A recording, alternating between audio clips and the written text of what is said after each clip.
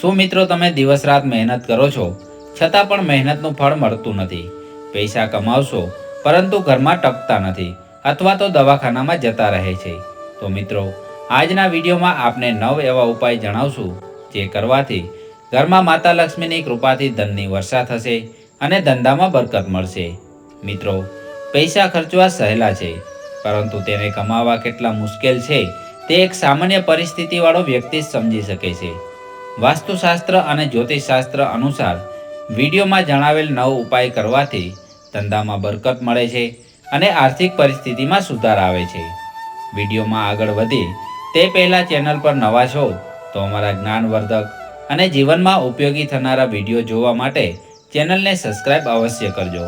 મિત્રો, આ 9 ઉપાય કરવાથી ઘરમાં માતા લક્ષ્મીની કૃપાથી આર્થિક પરિસ્થિતિમાં સુધાર આવશે. નંબર 1. કોઈ પણ માંગલિક કે શુભ કાર્યમાં કપૂરનું વિશેષ મહત્વ છે. વાસ્તુશાસ્ત્ર અનુસાર ઘરમાં કપૂરનો ધૂપ કરવાથી વાસ્તુ દોષ દૂર થાય છે અને નકારાત્મક ઉર્જાનો પણ નાશ થાય છે. આથી શક્ય હોય તો ઘરમાં દરરોજ કપૂરનો ધૂપ કરવો જોઈએ.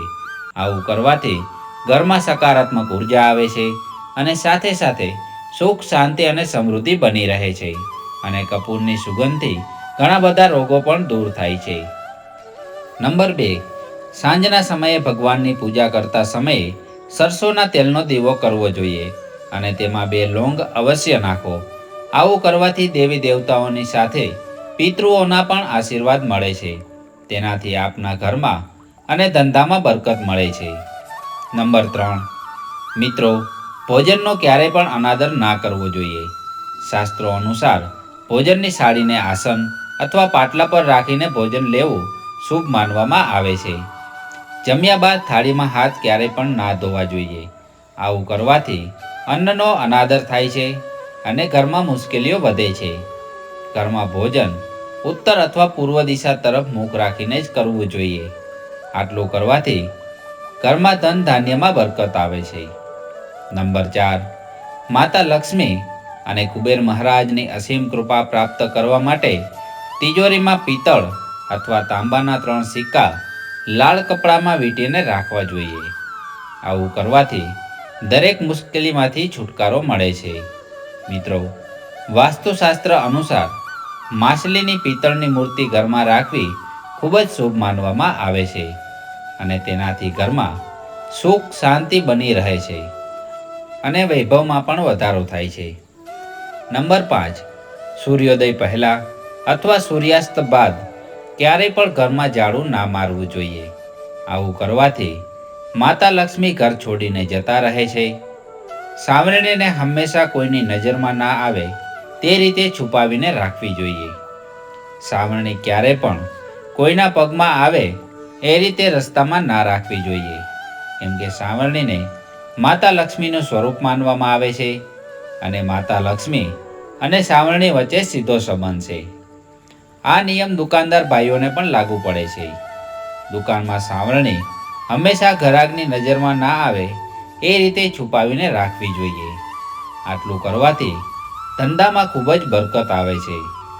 નંબર 6. પીપળના ઝાડમાં દેવી દેવતાઓ અને પિતૃઓનો વાસ હોય છે. આથી સવારે વહેલા ઉઠીને પીપળાના ઝાડના થડમાં પાણી રેડવાથી અને દીવો કરવાથી પિતૃદોષ દૂર થાય છે અને પિતૃઓના આશીર્વાદથી ઘરમાં સુખ, શાંતિ અને સમૃદ્ધિ બની રહે છે. નંબર 7. મિત્રો, ભૂલથી પણ ક્યારેય ભગવાનનું મંદિર બેડરૂમમાં ના રાખવું જોઈએ, કેમ કે બેડરૂમ એ પતિ પત્નીના અંગત ક્ષણો માટે હોય છે. જો તમે ભગવાનનું મંદિર બેડરૂમમાં રાખો છો તો તેનું ખરાબ પરિણામ આવતા સમયમાં ભોગવવું પડે છે અને પતિ પત્ની વચ્ચે ઝઘડા થવા અને ઘરની આર્થિક પરિસ્થિતિ બગડવી જેવી બાબતો બને છે. આથી ભગવાનના મંદિર માટે ઘરમાં એક ખાસ જગ્યા હોવી જોઈએ. નંબર 8.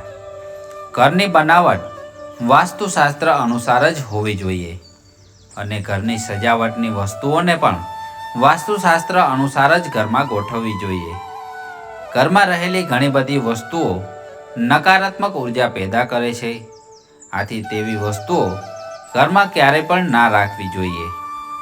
નંબર 9. ક્યારેય પણ દક્ષિણ દિશા તરફ પગ રાખીને ના સૂવું જોઈએ.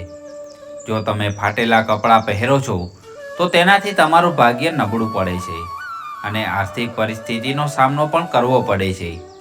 હંમેશા સ્વચ્છ અને સારા કપડાં પહેરવા જોઈએ. મિત્રો, પાછળના ખિસ્સામાં પર્સ અથવા પૈસા ક્યારેય ના રાખવા જોઈએ.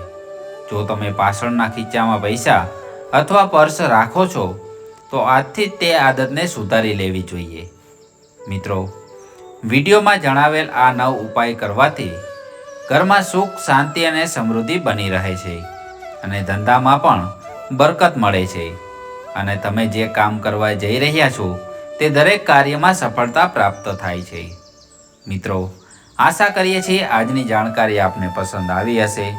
પસંદ આવી છે તો વિડીયોને લાઈક અવશ્ય કરજો અને કોમેન્ટમાં જય શ્રી કૃષ્ણ, હર હર મહાદેવ લખવાનું ભૂલતા નહીં. અને ચેનલ ઉપર નવા છો તો અમારા વિડીયો જોવા માટે ચેનલને સબસ્ક્રાઈબ અવશ્ય કરજો.